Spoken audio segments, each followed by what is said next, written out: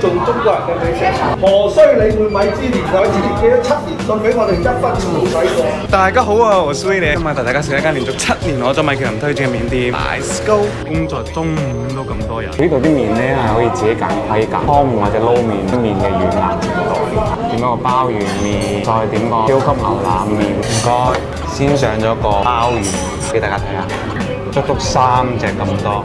呢個嘅鮑魚。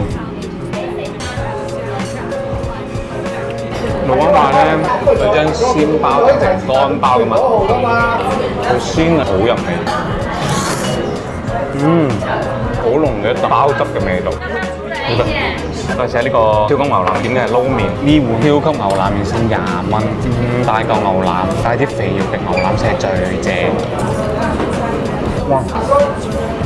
入口即化，超級無敵有味，即係佢每一條肉絲都係有味嘅。好好味，20蚊有咁嘅質量嘅出品，廣州揾唔到第二間。講咧喺香港翻嚟就係為咗憑良心去宣傳啲良心，因為全部攞壓力到炆到爛。70年代咧，香港傳統手法做翻嚟，啲老人家食過，食翻我哋細路仔嘅味。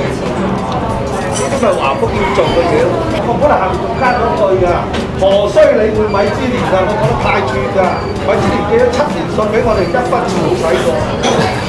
所以咧，尊重中國人嘅美食，中國嘅美食其實係真係互相尊重嘅。我食多碗。